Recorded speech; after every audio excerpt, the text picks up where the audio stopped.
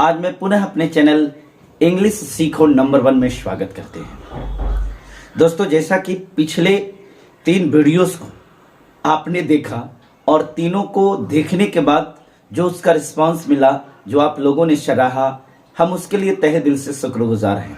आप तमाम लोगों ने उसे सब्सक्राइब किया, आप तमाम लोगों ने उसे ज़्यादा से ज़्यादा लोगों तक भेजा और उसे लाइक किया, और आपका कमेंट्स, ये तमाम चीज़ हमारे दिल को बहुत खुशी और सुकून प्रदान किया। हम इसके लिए सबसे पहले आपको तहे दिल से धन्यवाद देते हैं। और एक बार पुनः निवेदन करते हैं, जो लोग हमारे इस चैनल को पहली बार देख रहे हैं, कृपया आपसे हमारा रिक्वेस्ट है कि इस चैनल को आप सब्सक्राइब कर लीजिए। हाँ, इस बात की गारंटी है कि आप हमारे 25 वीडियोस को देखेंगे। अगर आप इंग्लिश बोलना नहीं सीख जाएं, जैसा कि मैं आपको गाइड करता हूं, जैसा कि मैं आपको बताता हूं, बहुत कड़ी चीज नहीं, बहुत इजी वे में, अगर आप इंग्लिश बोलना नहीं सीख जाएं तो फिर आप हमारे चैनल को अनसब्सक्राइब कर सकते हैं।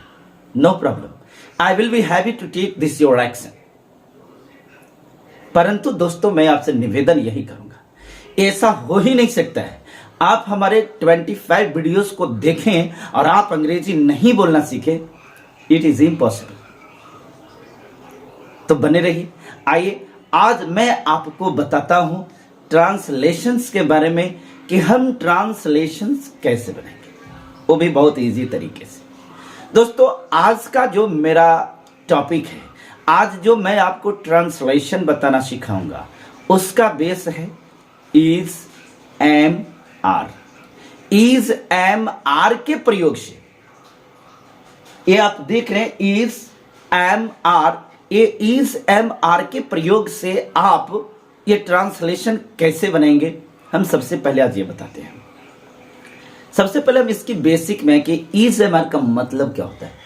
हम चूंकि ग्रामर डीप में नहीं चल सकते हैं, क्योंकि हमारी फाउंडेशन है कि हम आपको ज़्यादा टाइम नहीं ले सकेंगे और कम समय में हमें इंग्लिश सिखाना है, क्योंकि मैं ग्रामर आपको थोपना नहीं चाहता, तो मैं संक्षिप्त में आपको बता दूं।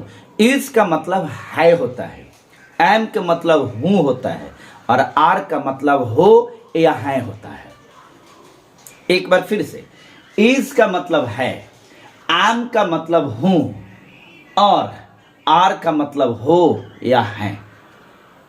अब सिंपल सी चीज, इज, एम, आर के प्रयोग कहां किया जाएगा, मैं आपको यह बताता हूं। इज, एम का प्रयोग किसी संज्ञा या किसी सर्वनाम या ये दोनों के गुण के बारे में, उसके अवगुण के बारे में, उसके बारे में कुछ कहने के लिए इज, एम, आर का प्रयोग होता है। अब जैसे देखिए, मैं एक शिक्षक हूं, तो मैं के मतलब आई हुआ, इसके इंग्लिश हम आई बोलेंगे। हूं यहां आ रहा है, तब मैं हूं। अब हम बनाएंगे कि मैं हूं, तो मैं का अंग्रेजी आई, हूं का अंग्रेजी आई एम, हूं का अंग्रेजी एम। तो आई का मतलब मैं हो गया और एम का मतलब हूं हो गया, तो मैं हूं। अब बता रहा कि मैं क्या हूं, तो मैं शिक्षक हूं, तो टीचर। अब सवाल यह है कि अगर हम बनाए कि आई एम टीचर, तो क्या यह सही है? नहीं जी, आपका सेंटेंस गलत हो जाएगा। क्यों गलत हो जाएगा?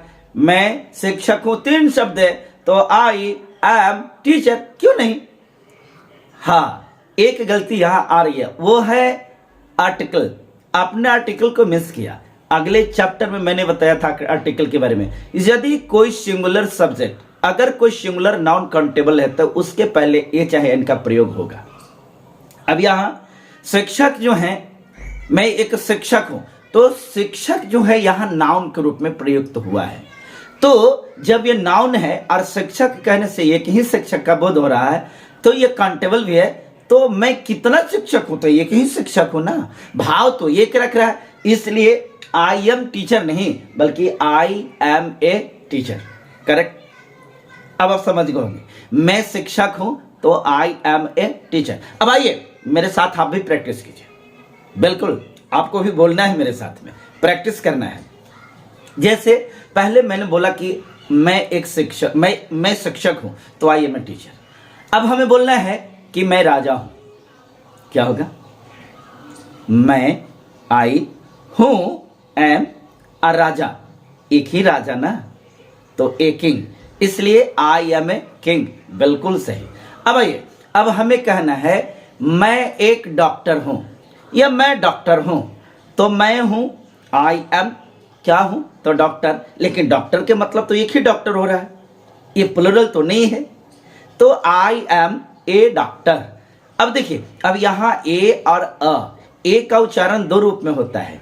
जब स्वतंत्र रूप में ए लिखा हुआ होता है तब हम उसको ए पढ़ते हैं, लेकिन जब उससे वाक्य में धारा प्रवाह, वाक्य में प्रयुक्त करके बोलना होता है तो ए का प्रोनाउंसिएशन अर्थात उसका उच्चारण अ होता है। इस प्रकार से हम बोलेंगे कि आई am a doctor, I am a doctor, right. तो इस प्रकार से मैं डॉक्टर हूं अर्थात मैं चिकित्सक हूं, तो आई एम अ डॉक्टर।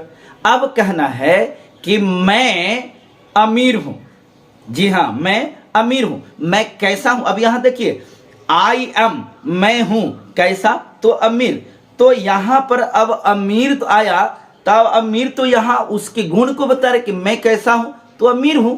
तो चूंकि नाउन ये नहीं है, ये क्या है, ये एडजेक्टिव है।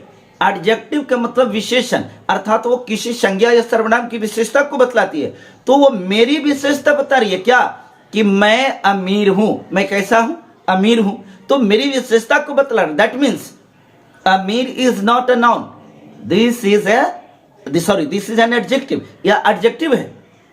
तो आपको मैं बता दूं कि एडजेक्टिव के पहले ए चाहे एन का प्रयोग तब तक नहीं होगा जब तक उसके बाद कोई नाउन नहीं आएगा। जी हां, सही सुना। अब अमीर के साथ अगर आदमी आ जाता, अगर मैं बोलता कि मैं अमीर आदमी हूं, तब हो जाता कि मैं हूं अर्थात आई एम अमीर आदमी। तो सिर्फ अमीर नहीं है, अमीर के बाद एक संज्ञा भी है, इसलिए होकर पहले अभी ए आ जाएगा, तब हो जाएगा कि आई am a rich man, I am rich man. इस प्रकार से मैं अमीर आदमी हूं या मैं एक अमीर आदमी हूं। अब मेरे दोस्तों, अब आपको प्रैक्टिस करना है। अब इस प्रकार से आपको 20 वाक्य बनाने हैं, 20 सेंटेंस का प्रैक्टिस आपको करना है। मैं राजा हूं, मैं अमीर हूं, मैं गरीब हूं, मैं अच्छा हूं, मैं नेक हूं, भिन्न भिन्न प्रकार के इस प्रकार से सेंटेंस आपको क्रिएट करना है और बोलना है आई एम। अब जैसे बोलिए, अब किसी को बोलना है कि मैं किसान हूं, तो क्या होगा, बोलिए बोलिए बोलिए, क्या होगा, बिल्कुल आई am a farmer, I am farmer नहीं, आई एम अ फार्मर, बिल्कुल सही, आई एम ए फार्मर। अब बताइए, अब आपको जवाब देना है, मैं नहीं बोलूंगा भाई, आप ही को बोलना है। मैं नेता हूं, बोलिए बोलिए, हाँ मिस्टेक हुआ ना आपसे, आई एम लीडर नहीं, आई एम अ लीडर, या बिल्कुल आपने सही सुना, आई एम लीडर, मैं नेता हूं। अब चलिए, अगर आपको कहना है मैं विधायक हूं, मैं मंत्री हूं, अब बोल रहे हैं आपको कि मैं मंत्री हूं, तो क्या बोलेंगे, कोशिश कीजिए, हाँ बिल्कुल सही, आई एम, और मंत्री एक ही को ना, a minister, I am a minister, बिल्कुल सही। तो इस प्रकार से हम एम के प्रयोग करके भिन्न भिन्न प्रकार के वाक्य को बोल सकते हैं। अब आइए इज की बारी आ रही है, तो ठीक इसी प्रकार से इज भी किसी चीज के गुण को बारे में, कोई संज्ञा के बारे में या सर्वनाम के बारे में बताएगा। अब जैसे देखिए, राम लड़का है, तो राम है अर्थात राम इज क्या, तो लड़का, तो राम इज बॉय, गलत, राम इज बॉय नहीं, हाँ बिल्कुल सही पकड़े, राम इज अ बॉय, क्योंकि वो लड़का जो है वो नाउन है, और नाउन के पहले जब ये सिंगुलर है, काउंटेबल है, तो ये चाहे एन लगेगा, इसलिए राम इज अ बॉय, ये बिल्कुल सही हुआ, राम इज ए बॉय। इसी प्रकार से अगर रहेगी कि सीता लड़की है या सीता एक लड़की है, तो क्या बनाएंगे, सीता इज अ गर्ल, बिल्कुल सही। अब इसी प्रकार से आपको सेंटेंस को क्रिएट करना है। अब प्रैक्टिस में आपको प्रैक्टिस करना है। सीता अमीर है, सीता इज रिच, सीता शिक्षिका है, Sita is a teacher, Sita nurse है, Sita is a nurse, Sita लंबी है, सीता इज टॉल, सीता छोटी है, सीता इज स्मॉल, सीता नटखट है, सीता इज नॉटी, इस प्रकार से बिल्कुल सही। अच्छा, अब मैंने बता दिया Sita is naughty, Sita is naughty, Sita नटखट है, सीता इज नॉटी। अगर रहेगा कि सीता नटखट लड़की है, तब बताइए क्या होगा? जी बिल्कुल वही, आप समझ गए, Sita is a naughty girl.